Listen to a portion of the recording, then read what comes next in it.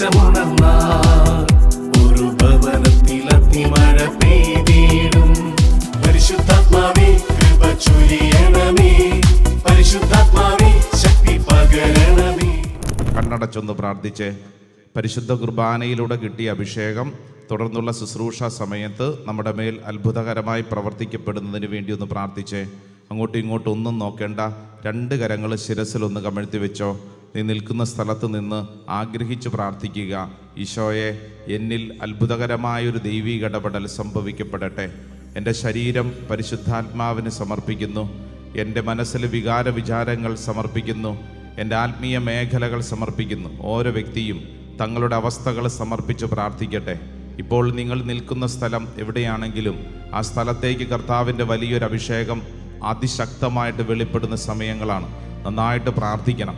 ആഗ്രഹിച്ച് പ്രാർത്ഥിക്കുന്നതനുസരിച്ച് കർത്താവിൻ്റെ ശക്തി അതിൽ വെളിപ്പെടും. ഒരുപക്ഷെ നിന്നെ അസ്വസ്ഥപ്പെടുത്തുന്ന പല വിഷയങ്ങളുണ്ടാവും. ഉത്തരം കിട്ടാത്ത അനേക ചോദ്യങ്ങളുണ്ടാകും. ഇനി എന്തു ചെയ്യണമെന്നറിയാതെ വിഷമിക്കുന്നുണ്ടാവും. നീ എന്തു തന്നെയാണെങ്കിലും, ആ കാരണങ്ങൾ എന്തു തന്നെയാണെങ്കിലും, നിന്നെ വിഷമിപ്പിക്കുന്ന അനുഭവങ്ങളും അവസ്ഥകളും വ്യക്തികളും എന്തു തന്നെയാണെങ്കിലും നീ അവ സമർപ്പിക്കുക. ദൈവം നിന്നിൽ പ്രവർത്തിക്കും. നീ വിശ്വസിക്കുക, ദൈവം നിന്നിൽ പ്രവർത്തിക്കും. നിന്നെ സൃഷ്ടിച്ച ദൈവം വലിയവനാണ്. ആ ദൈവം നിന്നിൽ പ്രവർത്തിക്കും. നിന്റെ മുമ്പിൽ ഇതാ കൃത്യമായി ദൈവത്തിൻ്റെ ആത്മാവ് പഠിപ്പിക്കുന്ന കാര്യമാണ്. ജെറമിയ പ്രവചനം 1:5, മാതാവിൻ്റെ ഉദരത്തിൽ നിനക്ക് രൂപം നൽകുന്നതിന് മുമ്പേ ഞാൻ നിന്നെ അറിഞ്ഞു, ഞാൻ നിന്നെ വിശുദ്ധീകരിച്ചു.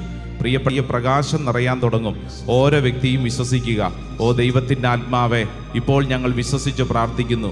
രോഗികൾ പ്രാർത്ഥിക്കുന്നുണ്ടല്ലോ, ആ രോഗികളെ ഇതാ ദൈവസന്നിധിയിൽ തങ്ങളുടെ രോഗപീഠകൾ സമർപ്പിച്ച് വിശ്വസിച്ച് പ്രാർത്ഥിക്കട്ടെ. എൻ്റെ രോഗത്തിൽ എൻ്റെ കർത്താവ് അത്ഭുതകരമായിട്ട് ഇടപെടും. മാനസിക ദുഃഖങ്ങളിൽ കഴിയുന്നവർ വിശ്വസിക്കുക, എൻ്റെ മാനസിക ദുഃഖങ്ങളിൽ കർത്താവ് ഇടപെടും. എല്ലാവരും വിശ്വസിച്ച് പ്രാർത്ഥിക്കട്ടെ. ദൈവത്തിൻ്റെ അത്ഭുതകരമായ ശക്തി എൻ്റെ ശരീരത്തിലുടനീളം, എൻ്റെ സാന്നിധ്യം ഇതാ ഈ അന്തരീക്ഷത്തിലുടനീളം വെളിപ്പെടട്ടെ. എല്ലാവരും ആഗ്രഹിക്കട്ടെ. രണ്ട് കരങ്ങൾ ശിരസിൽ ഇങ്ങനെ കമഴ്ത്തി വെച്ചൊന്ന് സ്തുതിച്ചൊന്ന് പ്രാർത്ഥിക്കട്ടെ. ദൈവത്തിൻ്റെ ആത്മാവ് ഓരോ വ്യക്തിയിലും അത്ഭുതകരമായിട്ട് പ്രവർത്തിക്കട്ടെ. സ്തുതിക്കട്ടെ, നാവ് തുറന്ന് സ്തുതിക്കട്ടെ. യേശുവേ എന്ന് വിളിച്ചൊന്ന് പ്രാർത്ഥിക്കട്ടെ. ഹല്ലേലൂയാ, ഹല്ലേലൂയാ, ഹല്ലേലൂയാ. യേശുവേ, ആരാധന, ആരാധന, ആരാധന, ആരാധന, ആരാധന, ആരാധന, ആരാധന, ആരാധന. ഹല്ലേലൂയാ, ഹല്ലേലൂയാ, ഹല്ലേലൂയാ. Praise the Lord. ഹല്ലേലൂയാ. നെറ്റിയിലൊന്ന് കുരിശടയാളം വരച്ച് അതിനുശേഷം അൾത്താരിലേക്ക് നോക്കി കൈകൾ കൂപ്പി പറഞ്ഞ് ഈശോ മിശിഹായ്ക്ക് സ്തുതിയായിരിക്കട്ടെ. ക്രിസ്മസിൻ്റെ ഈ ഒരുക്ക നാളുകളിൽ, ഈ ക്രിസ്മസിൻ്റെ അനുഗ്രഹീത ദിനങ്ങൾ നമുക്ക് സമ്മാനിക്കുന്ന 5 പ്രധാനപ്പെട്ട അഭിഷേകത്തെ നമ്മൾ ഈ ശുശ്രൂഷ സമയം സ്വീകരിക്കാൻ പോവുകയാണ്. Praise the Lord. ഹല്ലേലൂയാ, ഹല്ലേലൂയാ. ഇപ്പം ഇവിടെ ഇരിക്കുന്ന ഓരോരുത്തർക്കും, ഓൺലൈൻ ശുശ്രൂഷയിൽ പങ്കെടുക്കുന്നവരൊക്കെ ശ്രദ്ധിച്ചോണം. നിങ്ങളായിരിക്കുന്ന ഇടങ്ങളിൽ ഈ ദിനങ്ങളിൽ ദൈവത്തിൻ്റെ ആത്മാവ് പ്രവർത്തിക്കാൻ ആഗ്രഹിക്കുന്ന ശക്തമായ അഭിഷേകമാണ് ഈ ശുശ്രൂഷ സമയത്ത് നമ്മൾ സ്വീകരിക്കുന്നത്. ശ്രദ്ധ പറഞ്ഞേ ഹല്ലേലൂയാ, ഹല്ലേലൂയാ, ഹല്ലേലൂയാ. ഈ ക്രിസ്മസിൻ്റെ അനുഗ്രഹീത നാളുകളിൽ വിശുദ്ധ ഗ്രന്ഥം നമുക്ക് നൽകുന്ന ഒന്നാമത്തെ വലിയ അഭിഷേകം എന്ന് പറയുന്നത് അത് മത്തായിയുടെ സുവിശേഷം 1-ാം അധ്യായം 21-ാം തിരുവചനമാണ്. ഒന്ന് വായിച്ചാലോ? Saint Matthew's gospel chapter 1:21. 1-ാം അധ്യായം 21-ാം തിരുവചനം നമുക്ക് വളരെ പരിചിതമായൊരു വചനമാണ്. ഇത് വായിക്കുമ്പോൾ തന്നെ എന്ത് അഭിഷേകമാണെന്ന് നമുക്ക് പെട്ടെന്ന് വെളിപ്പെടും. അതുകൊണ്ടൊന്ന് ഒച്ചത്തിലൊന്ന് വായിച്ച് കേൾക്കാം. മത്തായി 1:21 വായിച്ചോ. അവൾ ഒരു പുത്രനെ പ്രസവിക്കും, നീ അവന് യേശു എന്ന് പേരിടണം. യെസ്, നീ അവന് യേശു എന്ന് പേരിടണം. Praise the Lord. ഹല്ലേലൂയാ, ഹല്ലേലൂയാ. ഈ ക്രിസ്മസിന്റെ അനുഗ്രഹീത നാളുകളിൽ തിരുവചനം നൽകുന്ന വലിയ ഒരു സമ്മാനം എന്താണെന്നറിയോ? നമുക്കൊരു പേര്, നമുക്ക് പ്രാർത്ഥിക്കാൻ, നമുക്ക് വിളിക്കാൻ, നമുക്ക് ആശ്രയിക്കാൻ, നമുക്ക് നിലവിളിക്കാൻ സ്വർഗം നമുക്കൊരു പേര് തന്നിരിക്കുകയാണ്. ആ പേരേതാ? പറഞ്ഞേ. യേശു എന്നാണ് ആ പേര്. സ്വർഗത്തിൽ പറഞ്ഞേ, ആ പേര് പറഞ്ഞേ. ഈ പേര് വചനം എന്താ പറഞ്ഞത്? ഇത് ആര് കൊടുത്തിരിക്കുന്നതാണ്? സ്വർഗം കൊടുത്തൊരു പേരാണ്. അവൾ ഒരു പുത്രനെ പ്രസവിക്കും, നീ അവന് യേശു എന്ന് പേരിടണം. എന്നിട്ട് എഴുതിയിരിക്കുന്ന വാക്കെന്താ? എന്തെന്നാൽ അവൻ തൻ്റെ ജനത്തെ അവരുടെ പാപങ്ങളിൽ നിന്ന് മോചിപ്പിക്കും. ആമേൻ, ആമേൻ. അപ്പോൾ ഒരു കാര്യം ശ്രദ്ധിച്ചോണം, സ്വർഗം തന്ന ഈ പേരിന് ചില അർത്ഥങ്ങളുണ്ട്. വെറുതെ ഒരു പേരല്ല, വെറുതെ ഒരു പേരല്ല. ഇവിടെ ഇരിക്കുന്ന നമുക്ക് എല്ലാവർക്കും ഓരോ പേരുകളുണ്ട്, ഇല്ലേ? പേരില്ലേ? ചേച്ചിയുടെ പേരെന്താ? ജാൻസി എന്നാണ്. എന്താണ് അർത്ഥം? ജാൻസി എന്ന വാക്കിന്റെ അർത്ഥം എന്താണ്? എന്തോ അർത്ഥമുണ്ട്. അമ്മച്ചിയുടെ പേരെന്നാ? മേഴ്സി. മേഴ്സി എന്ന വാക്കിന്റെ അർത്ഥം എന്താ? കരുണ, അല്ലേ? കരുണയുണ്ടോ?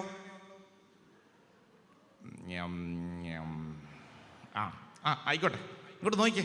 ഇവിടെ ഇരിക്കുന്ന ഓരോരുത്തർക്കും ഒരു പേരുണ്ട്. ഈ പേര് എന്ത് സൂചിപ്പിക്കുന്നു? ഈ പേര് ഒരാളുടെ സ്വഭാവത്തെയും അയാളുടെ വ്യക്തിത്വയും സൂചിപ്പിക്കുന്ന ഒന്നാണ്. Price the Lord, hallelujah. അങ്ങനെയാണ് ആവേണ്ടത്. പക്ഷെ നമ്മുടെ പലരുടെയും പേരും നമ്മുടെ സ്വഭാവം തമ്മിൽ വലിയ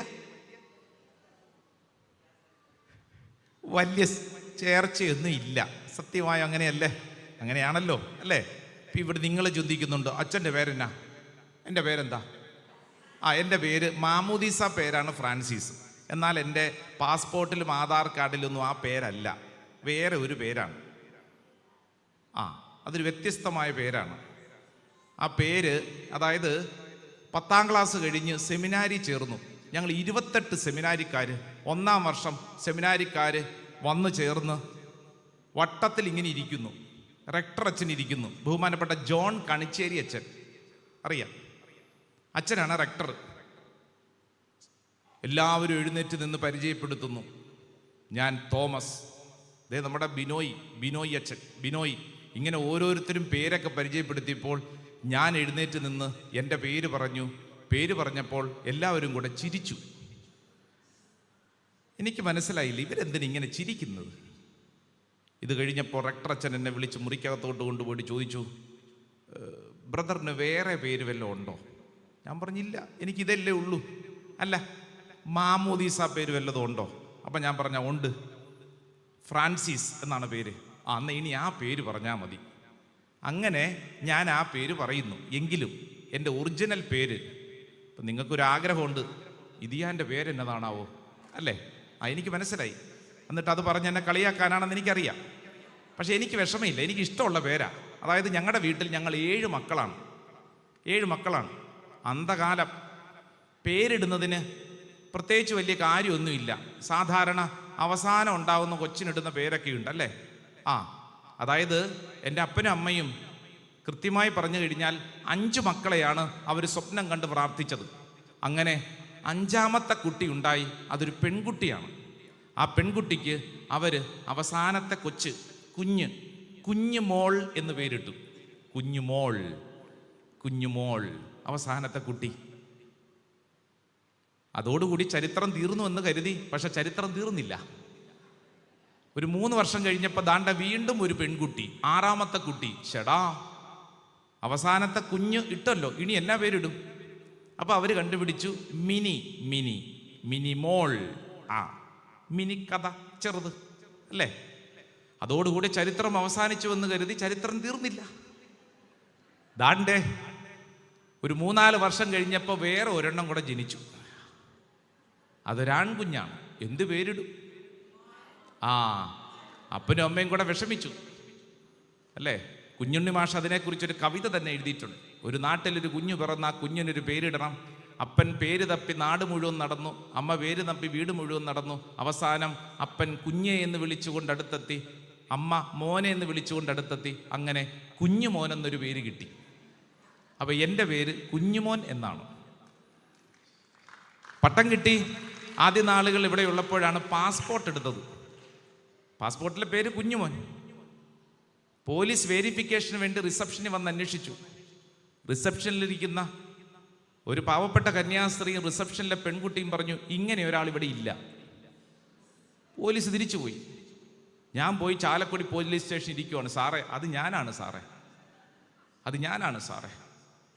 ഇതൊക്കെ എന്തിനാ ഇവിടെ പറഞ്ഞെന്നറിയോ? സ്വന്തം പേരിനെ കുറിച്ച് ആർക്കെങ്കിലും എന്തെങ്കിലും ഒരു നാണക്കേടുണ്ടെങ്കിൽ അത് വേണ്ട. നല്ല 1-ാം തരം പേരാ. എൻ്റെ നാട്ടിലൊക്കെ എന്നെ വിളിക്കുന്ന കുഞ്ഞുമോൻ എന്നാ. ഞാനിത് പറയാൻ കാരണം പേര് പറയാനല്ല, മറിച്ച് ഒരു പേരെന്ന് പറഞ്ഞാൽ അത് വിളിക്കുന്നത് ഒരു വ്യക്തിയെയാണ്. ഇപ്പം നമ്മൾ ജാൻസി എന്ന് വിളിക്കുമ്പോൾ ജാൻസി തിരിഞ്ഞു നോക്കും. മേഴ്സി എന്ന് പറഞ്ഞ് വിളിക്കുമ്പോഴത്തേക്ക് മേഴ്സി തിരിഞ്ഞു നോക്കും. കാരണം ഒരു വ്യക്തിയെ വിളിക്കുന്ന പേരാണ്. സ്വർഗം അങ്ങനെ തന്ന ഒരു പേരാണ് ഏത്? യേശു എന്ന പേര്. പക്ഷെ ഒരു വ്യത്യാസമുണ്ട്.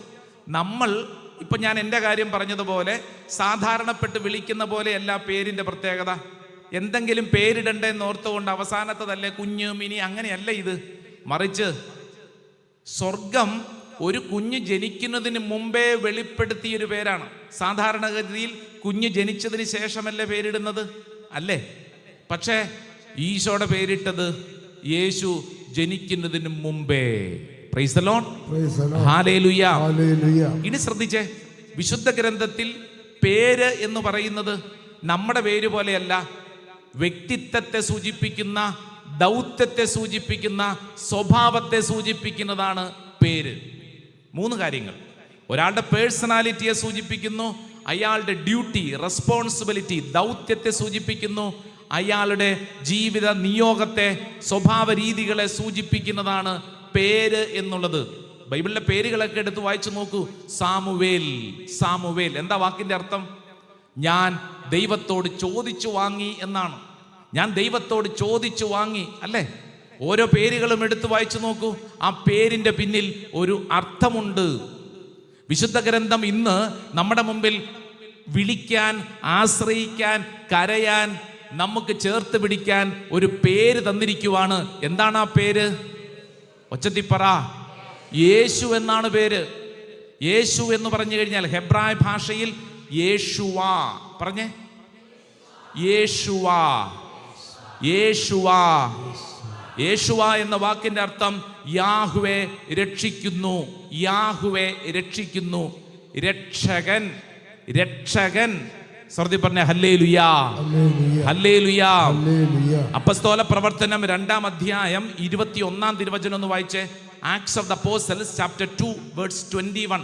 അപ്പസ്തോല പ്രവർത്തനം 2-ാം അധ്യായം 21-ാം തിരുവചനം വായിച്ചോ. കർത്താവിന്റെ നാമം വിളിച്ചപേക്ഷിക്കുന്നവർ, കർത്താവിന്റെ നാമം വിളിച്ചപേക്ഷിക്കുന്നവർ രക്ഷ പ്രാപിക്കും. കണ്ടോ കണ്ടോ ചേച്ചി, ശ്രദ്ധിച്ചേ. കർത്താവിന്റെ നാമം വിളിച്ചപേക്ഷിക്കുന്നവൻ രക്ഷ കിട്ടുന്നു, രക്ഷ പ്രാപിക്കുന്നു. അവന്റെ നാമം വിളിച്ച് പ്രാർത്ഥിക്കുന്നവർക്ക് രക്ഷ ലഭിക്കുമെന്ന് തിരുവചനം നമുക്ക് ഉറപ്പ് നൽകിയാണ്. റോമാലേഖനം 10-ാം അധ്യായം 13-ാം തിരുവചനം വായിച്ച്. 13-ാം തിരുവചനം, Saint Paul's letter to Romans chapter 10 verse 13. 13-ാം തിരുവചനം വായിച്ച്. 10-13 വായിച്ചോ. എന്തെന്നാൽ കർത്താവിന്റെ നാമം വിളിച്ചപേക്ഷിക്കുന്ന എല്ലാവരും രക്ഷ പ്രാപിക്കും. കണ്ടോ, എല്ലാവരും രക്ഷ പ്രാപിക്കും. അതിന് തൊട്ട് മുമ്പുള്ള ആ സെന്റൻസ് ഒന്നും കൂടെ വായിച്ചേ ചേട്ടാ. തൊട്ട് മുമ്പുള്ള വാചനം വായിച്ചേ. 13-ാം വചനത്തിന് തൊട്ട് മുമ്പ് ഒരു കാര്യം എഴുതിയിട്ടുണ്ട്, ഒന്ന് വായിച്ചേ. കിട്ടിയോ? തന്നെ വിളിച്ചപേക്ഷിക്കുന്ന എല്ലാവരുടെ മേൽ അവിടുന്ന് തന്റെ സമ്പത്ത് വർഷിക്കും. ആമേൻ, ആമേൻ. എന്റെ പ്രിയപ്പെട്ട സഹോദരങ്ങളെ, ഈ അനുഗ്രഹീത ദിനങ്ങളിൽ നമ്മൾ ശ്രദ്ധിക്കേണ്ട കാര്യം, നമ്മൾ വെറുതെ അവിചാരിതമായിട്ട് വിളിക്കുന്നൊരു പേരല്ല യേശുവേ എന്നുള്ള പേര്, മറിച്ച് സ്വർഗം സമ്മാനിച്ച പേരാണെന്ന്.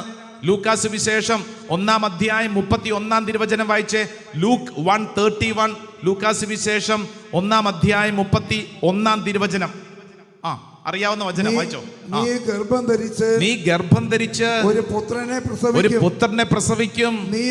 നീ അവന് യേശുവെന്ന് പേരിടണം. പ്രൈസ് ദി ലോർഡ്, ഹല്ലേലൂയാ, ഹല്ലേലൂയാ. 2 കരങ്ങളും അൾത്താരയിലേക്ക് നീട്ടിപ്പിടിച്ചിട്ടൊന്ന് യേശുവേ എന്നൊന്ന് വിളിച്ചേ. പോരാ, ചങ്ക് കീറി വിളിച്ചേ. എല്ലാവരും കൂടെ ഒച്ചത്ത് വിളിച്ചേ. Price the Lord. അപ്പൊ ഒരു കാര്യം ഓർത്തോണം, ഈ യേശുവേ എന്ന് വിളിക്കുമ്പോട്ടല്ലോ ഈ വചനത്തിൽ പറഞ്ഞിരിക്കുന്ന കാര്യങ്ങളൊക്കെ നമ്മിൽ സംഭവിക്കും. നമുക്ക് രക്ഷ കിട്ടുമെന്ന്, നമ്മൾ രക്ഷപ്പെടുമെന്ന്. പ്രൈസ് ദി ലോർഡ്, ഹല്ലേലൂയാ. നമ്മുടെ പേര് വിളിക്കുന്നത് പോലെയല്ല, യേശുവേ എന്ന് നമ്മൾ വിളിക്കുമ്പോൾ നമ്മൾ വിശ്വസിച്ചു കൊള്ളണം, അത് വിളിച്ച് പ്രാർത്ഥിക്കുന്ന ഓരോ നിമിഷവും നമ്മുടെ ഉള്ളിൽ അത്ഭുതകരമായ ദൈവീക ഇടപെടലുകളാണ് സംഭവിക്കുന്നത്. ഇവിടെ ഇരിക്കുന്ന ഓരോരുത്തർക്കും പറയാൻ മാത്രമുള്ള അനുഭവങ്ങൾ ഉണ്ടെന്ന് എനിക്കറിയാം. യേശുവേ എന്ന് വിളിച്ച് വിളിച്ച് എന്തോരം അത്ഭുതങ്ങളും അടയാളങ്ങളാണ് നിങ്ങൾ സ്വീകരിച്ചിട്ടുള്ളത് അല്ലേ? ഇഷ്ടം പോലെ അത്ഭുതങ്ങളും അടയാളങ്ങളും. അതുകൊണ്ടാണ് ധ്യാന ശുശ്രൂഷയിലെ കണ്ടിട്ടില്ലേ, നമ്മൾ വേറെ ഒന്നുമല്ല, കരങ്ങൾ ഉയർത്തി ഈശോയെ എന്ന് വിളിക്കുന്നു. എന്തിനങ്ങനെ വിളിക്കുന്നത്? അങ്ങനെ വിളിക്കുമ്പോൾ, ആ പേര് പറഞ്ഞ് പ്രാർത്ഥിക്കുമ്പോൾ അവിടെ വലിയ വിടുതൽ സംഭവിക്കും. ഏറ്റവും വലിയ പ്രത്യേകത എന്നാണെന്നറിയോ? പൈശാചിക പീഡകൾ വിട്ടുമാറും. ഹല്ലേലൂയാ, ഹല്ലേലൂയാ. നിങ്ങളുടെ കുടുംബത്തിൽ, ശ്രദ്ധിച്ചേ, നിങ്ങളുടെ കുടുംബത്തിൽ ഏതെങ്കിലും തരത്തിലൊരു പീഡയുണ്ടെങ്കിൽ, ഞാനിത് കഴിഞ്ഞ ദിവസം ഒരു കുടുംബം, ഭാര്യയും ഭർത്താവും തമ്മിൽ ഭയങ്കര അടി. രാത്രി ഒരു 11 മണിയായപ്പോൾ ഫോൺ കോൾ ചെയ്തിരിക്കുക. അപ്പോൾ എനിക്ക് പരിചയമുള്ള ഒരു കുടുംബത്തിലെയാണ്. ആ കുടുംബനാഥൻ എന്നോട് പറഞ്ഞു, അച്ഛൻ എത്രയും വേഗം ഇവിടെ വരണം. ഞാൻ പറഞ്ഞു, ഞാൻ എങ്ങനെ അവിടം വരെ എത്തും? ഇവിടുന്ന് ഒരു 4 മണിക്കൂർ യാത്ര ചെയ്യണം. എനിക്ക് പരിചയമുള്ള കുടുംബം. അപ്പം അവർ ആ പരിചയ സ്വാതന്ത്ര്യം കൊണ്ട് പറയുക, അച്ഛൻ എത്രയും വേഗം ഇവിടെ എത്തണം, ഇങ്ങനെ പോയാൽ ശരിയാകത്തില്ല, ഒന്നില്ലെങ്കിൽ ഞാൻ കെട്ടിത്തൂങ്ങി ചാവും, ഇല്ലെങ്കിൽ ഞാൻ ഇവളെ വെട്ടി എരിഞ്ഞു കൊല്ലും. ഭാര്യനെ വെട്ടി എരിഞ്ഞു കൊല്ലുമെന്ന്. ഇവരെ കണ്ടാലുണ്ടല്ലോ ചക്കരയും അടയും, നല്ല സ്നേഹമുള്ളവരാ. പക്ഷെ വഴക്ക് തുടങ്ങിക്കഴിഞ്ഞാൽ പിന്നെ പിടിച്ചാൽ കിട്ടൂല. അപ്പൊ ആരെങ്കിലും ചെന്ന് ഈ രാത്രിയിൽ ഇവരെ ഒന്ന് ആശ്വസിപ്പിക്കണം. ഇതാണ് ഇവരുടെ ആവശ്യം. ഞാൻ പറഞ്ഞു, സഹോദര വിഷമിക്കല്ലേ, ഭാരപ്പെടല്ലേ, ആത്മഹത്യയല്ലല്ലോ വഴി, വെട്ടിക്കൊല്ലുന്നതല്ലല്ലോ വഴി. നമ്മൾ അങ്ങനെയല്ലല്ലോ പഠിച്ചിരിക്കുന്നത്. അച്ഛാ എനിക്ക് നിയന്ത്രിക്കാൻ പറ്റുന്നില്ല, എന്തെങ്കിലും ഞാൻ ചെയ്തു പോകും. ഞാൻ പറഞ്ഞു, സഹോദര ഇവിടുന്ന് അവിടം വരെ വരവൊന്നും നടക്കത്തില്ല, പക്ഷെ ഒരു കാര്യം ചെയ്യാൻ പറ്റും. ജീവിക്കണോ, മുമ്പോട്ട് നീങ്ങണോ? ഞാനിത് പറഞ്ഞുകൊണ്ടിരിക്കുമ്പോൾ കല്യാണം കഴിഞ്ഞിട്ട് 2 വർഷമായിട്ടുള്ളവരൊന്നും അല്ല കേട്ടാ, 35 വർഷം കഴിഞ്ഞു. 35 വർഷം കഴിഞ്ഞു. മൂത്തമാൻ്റെ കല്യാണം കഴിഞ്ഞു, രണ്ടാമത്തതിൻ്റെ അന്വേഷിച്ചുകൊണ്ടിരിക്കുന്നു. അപ്പം അങ്ങനെയുള്ളവരാ. 35 വർഷം. ചേച്ചിയെക്കുറിച്ച് അല്ലെന്ന് ചേച്ചി വിചാരിച്ചു, ദൈവമേ എന്നെക്കുറിച്ച് എങ്ങനെ ഇവിടെ അറിഞ്ഞു? അല്ലെന്ന്. ഇവിടെ 4 മണിക്കൂർ യാത്ര ചെയ്യണം. ഞാൻ പറഞ്ഞു, എൻ്റെ പൊന്നു ചേച്ചി, ചേട്ടാ വിഷമിക്കല്ലേ, നിങ്ങളുടെ പരിശവും ദേഷ്യമൊക്കെ എനിക്ക് മനസ്സിലായി, അത്രയും പ്രശ്നം ഉണ്ടെന്നറിയാം. ഒരു കാര്യം ചെയ്യൂ. എന്നതാ ചെയ്യേണ്ട അച്ഛാ? അച്ഛൻ പ്രാർത്ഥിക്കാനൊന്നും പറയരുത്, എനിക്ക് പ്രാർത്ഥനയൊന്നും കിട്ടത്തില്ല, ഈ സമയത്ത് പ്രാർത്ഥനയൊന്നും കിട്ടത്തില്ല. ഞാൻ പറഞ്ഞു, പ്രാർത്ഥനയൊന്നും വേണ്ട, ശാന്തമായിട്ടിരുന്നേ, ഞാൻ പറയാം. ഞാൻ പറഞ്ഞു, യേശു. ഞാൻ പറഞ്ഞു, സഹോദര പറ യേശു. ഫോണിൽ കൂടെ യേശു ഇങ്ങനെ സാവധാനം പറ, യേശുവിൻ്റെ പേര് പറയൂ.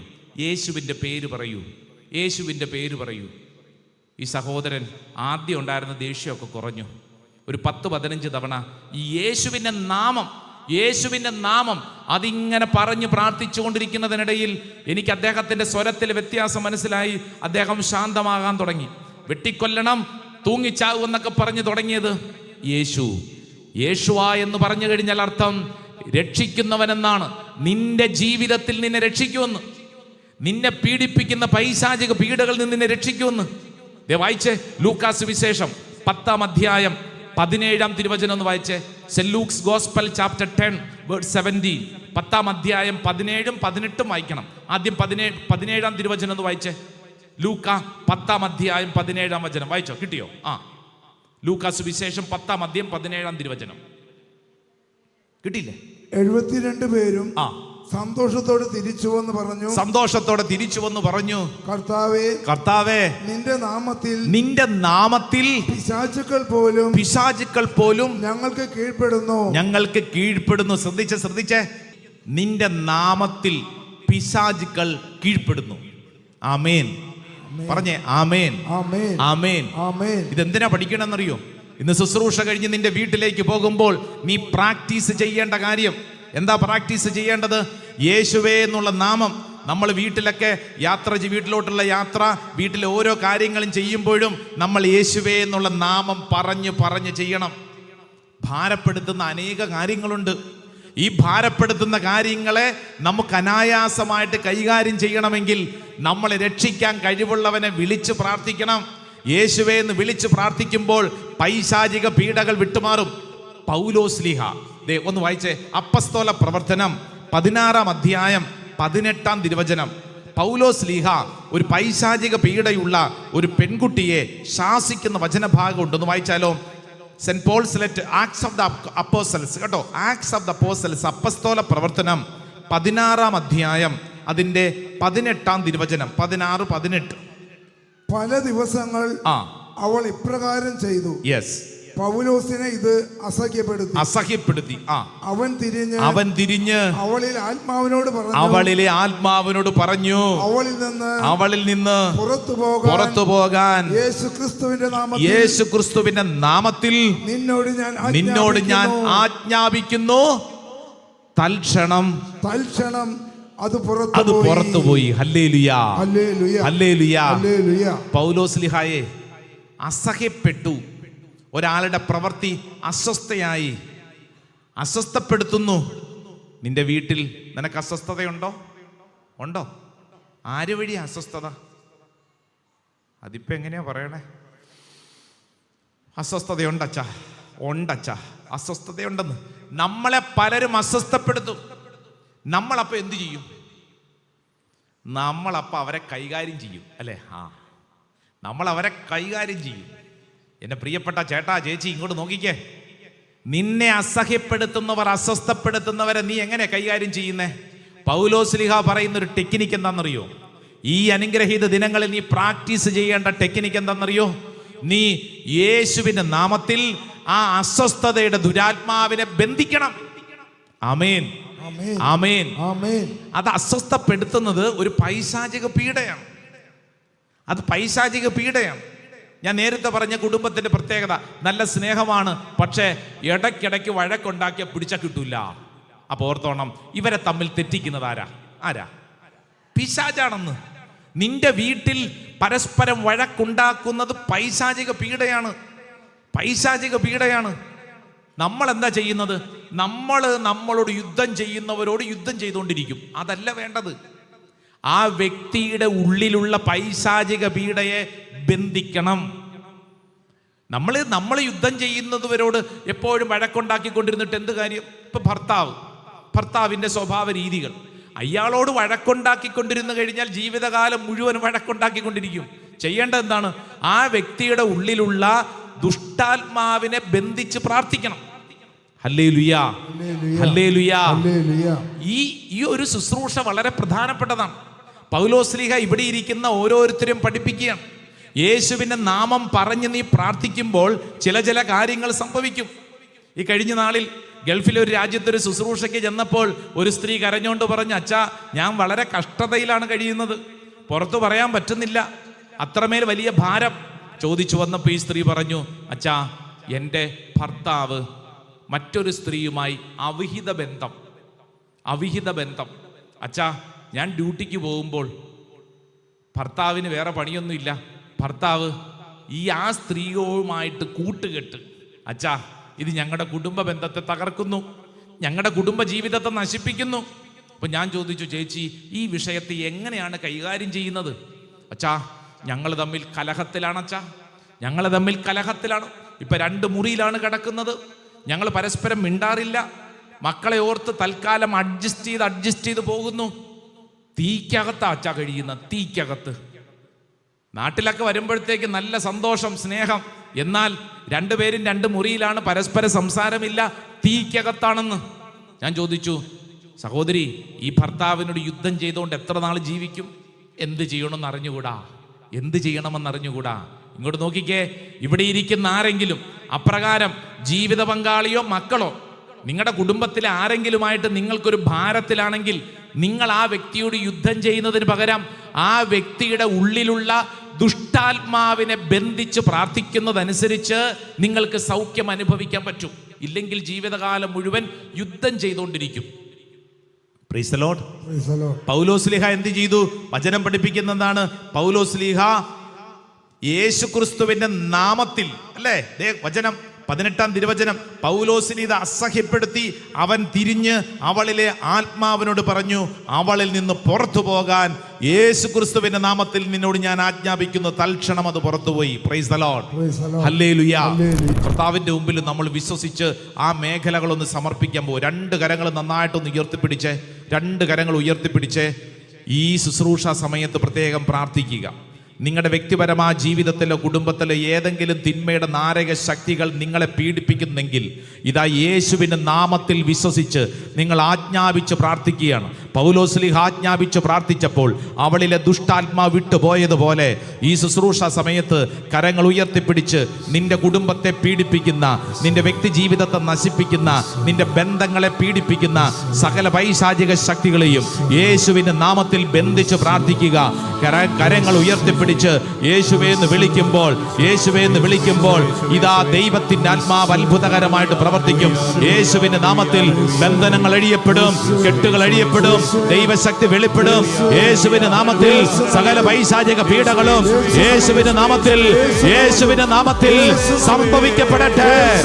രണ്ട് കരങ്ങൾ സ്വർഗത്തിലേക്ക് ഉയർത്തി, സ്വരമുയർത്തി യേശുവേ എന്ന് വിളിക്കട്ടെ, വിളിക്കട്ടെ, വിളിക്കട്ടെ, വിളിക്കട്ടെ, വിളിക്കട്ടെ. ഓ കർത്താവേ, വിശ്വസിക്കുന്നു.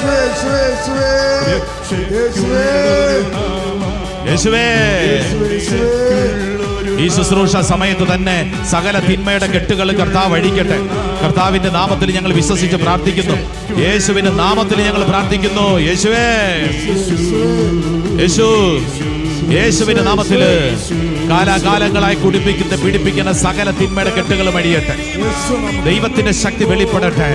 പൈശാചിക പീഡകളെ ആജ്ഞാപിച്ച് പുറത്താക്കുന്നു. യേശുവിന്റെ നാമത്തിൽ ഞങ്ങൾ വിശ്വസിച്ച് പ്രാർത്ഥിക്കുന്നു. കുടുംബ ബന്ധങ്ങളെ തകർക്കുന്ന പൈശാചിക ശക്തികളെ ഇതാ യേശുവിന്റെ നാമത്തിൽ ബന്ധിച്ച് പുറത്താക്കുന്നു. സംശയ രോഗത്തെ യേശുവിന്റെ നാമത്തിൽ ബന്ധിക്കുന്നു.